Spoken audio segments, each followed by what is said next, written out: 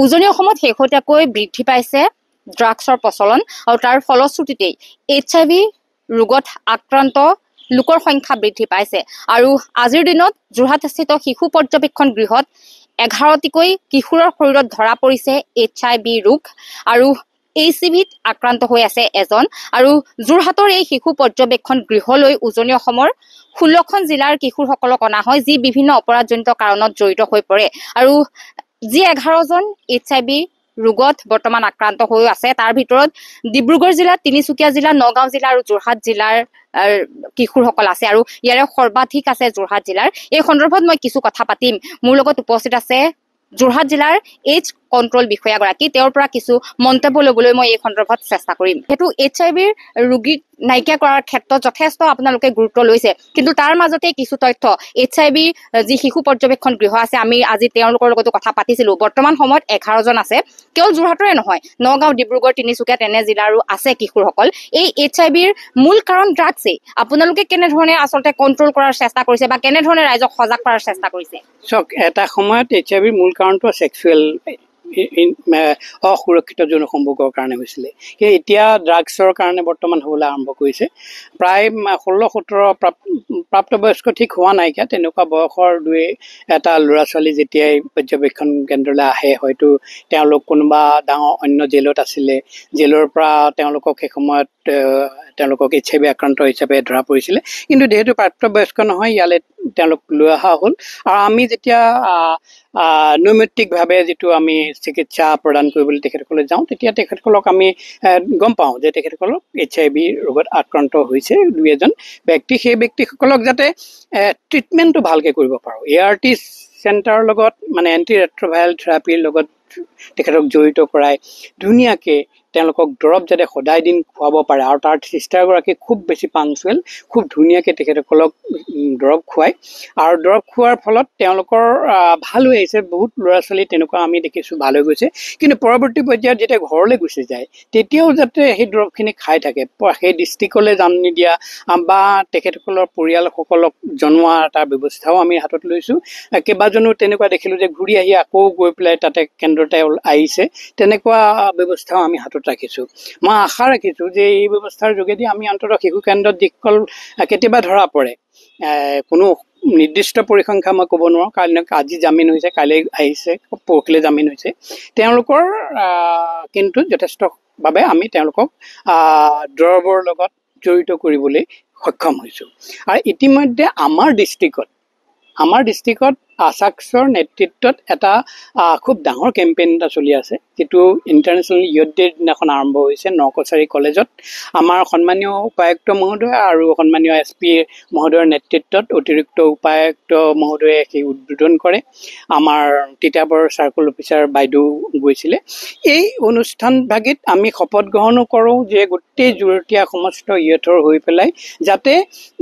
কোনো ইয়থে ভৱিষ্যতে drug use নকৰে IV ড্ৰাগ ইউজ নকৰে আৰু ড্ৰাগ ইউজ নকৰি পেলাই এখন নিচামুক্ত সমাজ গঢ়াৰ পৰিকল্পনা কৰে হয় এইটো কথা ঠিক যে দাঁতি কাষৰীয়া সীমামূৰীয়া অঞ্চলবিলাকত HIV আক্ৰান্ত সংখ্যা অলপ বৃদ্ধি পাইছে কিন্তু আমাৰ একেবাৰে চকু নজৰ পুৰা আছে আমি 100খন জেগাত এনেকুৱা ধৰণৰ ভেন লৈ গৈ পেলাই আমি IC কেম্প কৰিম আজি পৰহি তিতাবৰত কৰিলোঁ কালি নকছাৰীত কৰিলোঁ আজি টিয়কত কৰিছোঁ আজি টিয়কত কৰি এইমাত্ৰ আমি আহি পাইছোঁহি আৰু এই ধৰণে 100খন হাই ৰিস্ক এৰিয়াত য'ত নেকি এজন দুজন HIV আক্ৰান্ত ব্যক্তি আছে আমাৰ বিভিন্ন ধৰণে আমি গম পাওঁ কেতিয়াবা ব্লাড ট্ৰেন্সমিশ্যন কৰিবলৈ আহোঁতে ব্লাড লওঁতে আমি গম পাওঁ যে তেওঁলোকৰ HIV ৰোগত আক্ৰান্ত হৈ আছে তেওঁলোকৰ ওচৰত ইণ্ডেক্স কেছবিলাক যাতে আমি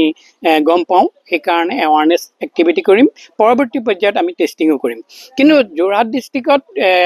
দুই এটা কেছ বাঢ়িছে বহাৰ উদ্দেশ্য পূৰ্বতকৈ বাঢ়িছে যোৰহাটত পূৰ্বত নাছিল পূৰ্বতকৈ বাঢ়িছে কিন্তু বহাৰ অৰ্থটো মোৰ এটা উপলব্ধি আছে উপলব্ধিটো এইটোৱেই যে আমি আজি 2-3 বছৰৰ পৰা আমি টেষ্টিংটো যথেষ্ট বঢ়াই দিছোঁ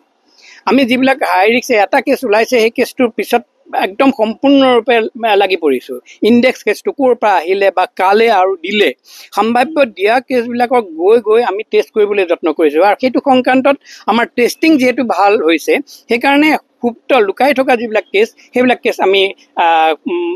ধৰিবলৈ সক্ষম হৈছোঁ। আৰু ড্ৰাগছৰ বিৰুদ্ধে যি উপায়ুক্ত মহোদয় আৰু SP মহোদয়ৰ বিৰুদ্ধে যি এটা সজাগতা হৈছে, সেই সজাগতাত আমি ড্ৰাগছ পেডলাৰবিলাক বা ড্ৰাগছ আসক্ত ব্যক্তিসকলক সেই এৰিয়াবিলাকক আমি বিশেষভাৱে টেষ্টিং কৰিছোঁ আৰু সেইকাৰণে আমাৰ অলপ 2-এটা কেছ বাঢ়িছে। কিন্তু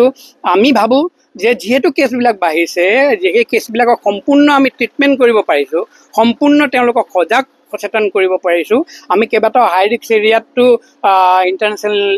AIDS ডে পৰা আৰম্ভ কৰি অন্যান্য ডে'বিলাক উদযাপন কৰিছোঁ। সেইসকলক এই সচেতনতাৰ যোগেদি তেওঁলোকক আমি পৰৱৰ্তী পৰ্যায়ত আমি HIV মুক্ত কৰিব পাৰিম বা আৰু সফল হ'ব পাৰিম বুলি ভাবিছোঁ। এতিয়া আজি যিহেতু আমি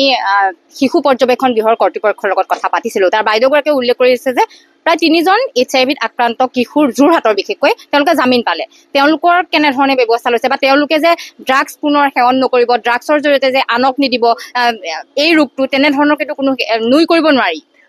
ডেফিনেটলি মই আগতে ক'লোঁ যে ঘূৰি অহা ব্যক্তি আমি পাইছোঁ, সেইকাৰণে আমি কাউন্সিলিঙৰ ব্যৱস্থা কৰোঁ। আমি কাউন্সিলৰ আমি পঠাই দিওঁ। কাউন্সিলৰ ফৰ্টনাইটলি আমি কাউন্সিলৰ তেখেতসকলে যেতিয়াই তেখেতসকলে বিচাৰে, তেখেতসকলে বিচৰাটো মই চিষ্টাৰগৰাকীক শলাগ লৈছোঁ আৰু ছ'চিয়েল ৱেলফেয়াৰ ডিপাৰ্টমেণ্টৰ গোটেই কৰ্তৃপক্ষৰ মই শলাগ লৈছোঁ, বিশেষভাৱে শলাগ লৈছোঁ তেখেতসকলৰ এই উদ্দেশ্যৰ মহৎ। তেখেতসকলে যি আমাৰ কাউন্সিলাৰসকলক মাতিলে আমি তাত গৈ পেলাই আমি কাউন্সিলিং কৰি দিওঁ আৰু কাউন্সিলিং কৰাৰ পিছত তেখেতসকলৰ এড্ৰেছত তেখেতসকলৰ মাক দেউতাকক জনাবলৈ দিওঁ যে এই বেমাৰটো হৈ আছে, এই বেমাৰটোৰ কাৰণে কিন্তু দৰৱ সদায় দিনেই খাই থাকিব লাগিব আৰু খাই দিলেহে তেওঁলোকে পৰৱৰ্তী পৰ্যায়ত সম্পূৰ্ণৰূপে সুস্থ জীৱন যাপন কৰিবলৈ সক্ষম হ'ব। আৰু আমি চাইছোঁ প্ৰত্যেকৰে প্ৰায়কেইজন ব্যক্তিৰে যেতিয়া ওলাই গৈছে CD মাপকাঠি হয়, সেই কাউণ্টটো ভাল হয় আৰু ভাইৰেল লোডটো যথেষ্ট কম হৈ যায়। সেইকাৰণে আমি মাপকাঠিটো দেখি আমি খুব সন্তোষ লাভ কৰিছোঁ। কোনোবাই যদি কিবা অকণমান দুৰ্বল হৈ আহিছে তেতিয়াহ'লেও ভাল হৈ যায়। হালিতে এনেকুৱা হৈছে যে গুৱাহাটী বা নগাঁও এনেকুৱা ডিষ্ট্ৰিক্টত ধৰা পৰা ব্যক্তি আকৌ আমাৰ ইয়াত তেনেকুৱা দুখ কৰি পেলাই আমি দেখা পাইছোঁ। আগত দৰৱ খাবলৈ এৰি দিছিলে, কিন্তু আমি সুচাৰুৰূপে তেখেতৰ ঘৰলৈ যিটো কাৰ্ড নিৰ্দিষ্ট থাকে, কাৰ্ডখন অনাই পেলাই আমি আগত ট্ৰিটমেণ্ট কৰি অভিভাৱকক জনাবলৈ সক্ষম হৈছোঁ। আৰু শেহতীয়াকৈ যি আমাৰ হাতত তথ্য আছে, যোৰহাট চিকিৎসা মহাবিদ্যালয়ত এনে ঘটনাও সংঘটিত হৈছে যে নৱজাতক শিশু যি মাতৃগৰাকী HIV আক্ৰান্ত হয়, কিন্তু নৱজাতক শিশুটো HIV আক্ৰান্ত হয়। সেই তেনেলোকৰ বাবে সেইটো আপুনিও নিশ্চয় শুনিছে। নাই চক সেই কথাটোত একদম মই একমত আপোনাৰ নহওঁ। কেলে একমত নহওঁ, আমাৰ যেতিয়া গৰ্ভৱতী এগৰাকী ব্যক্তি হয়, আমাৰ 2বাৰকৈ HIV টেষ্ট কৰা হয়। কাৰণ যদি পায় মানে আমি আগতীয়াকৈ, এনেকুৱা ব্যক্তি আছে প্ৰেগনেণ্ট HIV প্ৰেগনেণ্ট লেডি আমাৰ হাতত আছে, আমি তেওঁলোকৰ প্ৰসৱৰ কাৰণে আগতীয়াকৈ আমি ৰেডি হওঁ। তাৰ কাৰণে এগৰাকী কাউন্সিলাৰ আমি বিশেষভাৱে গাইনী ডিপাৰ্টমেণ্টত ৰাখিছোঁ আমাৰ আশাক্সৰ যোগেদি। তেখেতক এপইণ্টমেণ্ট দিয়া হৈছে। তেখেতৰ দায়িত্বই সেইটো যে তেখেতে সেই যিখিনি HIV পজিটিভ প্ৰেগনেণ্ট মাদাৰ আছে তেওঁলোকৰ প্ৰসৱ কৰিবৰ সময়ত, কাৰণ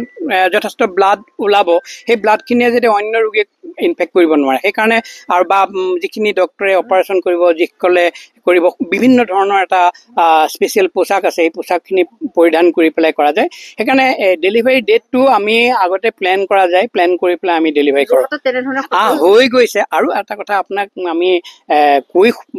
আমি সুখী হ'ম যে যোৰহাটত তেনেকুৱা প্ৰেগনেণ্ট মাদাৰসকলক আমি দৰৱ খাবলৈ দি থাকোঁ। আৰু দৰৱ খাই থকাৰ কাৰণে তেওঁলোকে ধুনীয়াকৈ সুচাৰুৰূপে আমাৰ দৰৱ খাই থকাৰ কাৰণে বাচ্চাগৰাকীৰ কিন্তু আমি HIV ৰোগমুক্ত হিচাপে নিৰোগী বাচ্চা জন্ম দিয়াবলৈ সক্ষম হৈছোঁ। আৰু যোৰহাট ডিষ্ট্ৰিক্টৰ এই ক্ষেত্ৰত বিশেষভাৱে